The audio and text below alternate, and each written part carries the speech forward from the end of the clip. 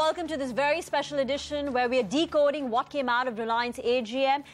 This oil to telecom to TV to new commerce is taking over lots of streams of business, and it's going to impact us very much. We're in conversation with our experts Mahesh Uppal, Rajan Matthews, Sanjeev Bhasin, Sanchit Veer Gogia, as well as TV Mohandas Pai. Rajan, let me come to you. Purely for telecom players like Bharti as well as Idea and Vodafone, do you believe the incremental announcements which have come through from the AGM are not that significant or disruptive, because all they're talking about is an exchange offer for JioPhone priced at 501 rupees and a JioPhone 2. So how disruptive are today's announcements for the existing players?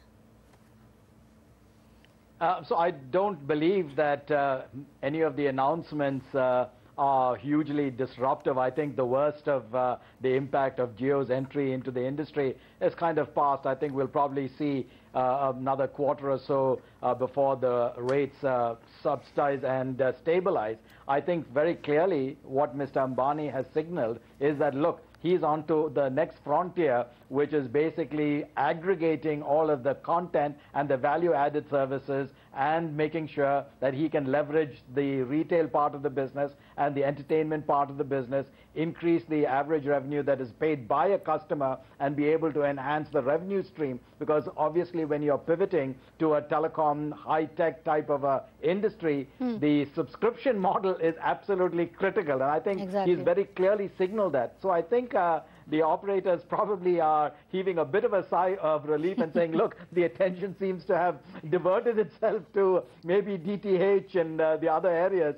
Everybody on the operator side, by the way, is investing heavily in fiber, because they all see fiber as absolutely essential to delivering the high quantum of data that is being consumed, as well as the issue of streaming video, that is being what is being consumed, and the need for the gigabits of throughput in house and fixed locations. So clearly that is well focused on, and I think all of the other operators will take that cue going forward.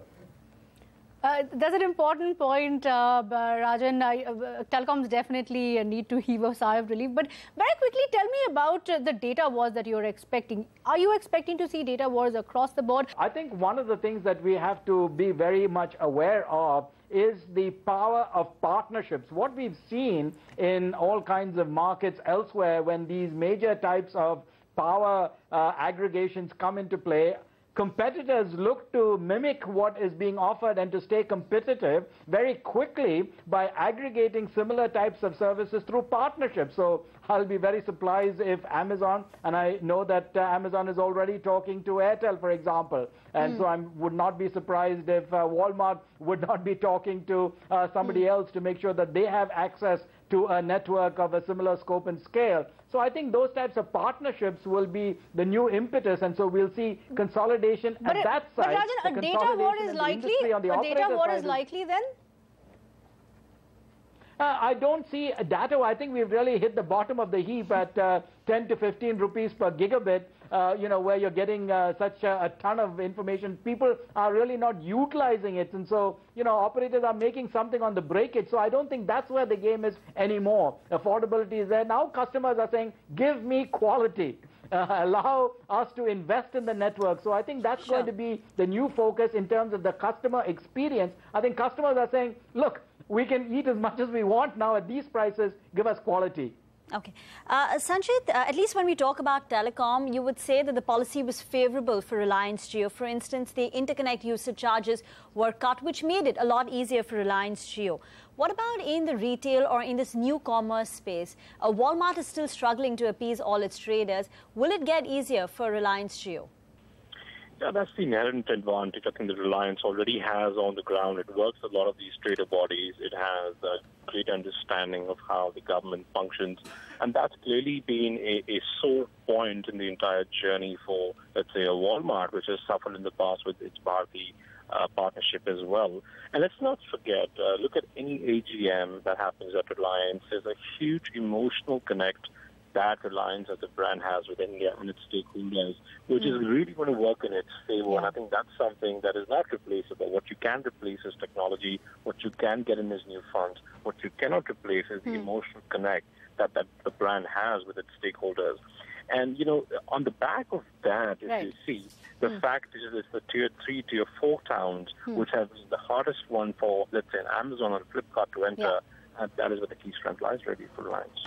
Okay, very quick question to Sanjeev. Sanjeev's been patiently waiting there. Sanjeev, one last question to you. How long is the market going to wait? How long is the market going to be patient to see the consumer play grow to a scale where there can be significant shareholder returns?